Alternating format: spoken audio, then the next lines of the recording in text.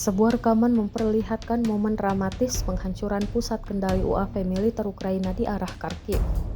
Menurut informasi yang beredar, sebelum serangan dilakukan, prajurit Rusia lebih dulu memantau secara cermat pergerakan operator drone Ukraina. Rekamannya diunggah di Telegram Senin 1 September 2025. Hal ini memastikan target yang disamarkan tersebut benar-benar menjadi pusat kendali UAV.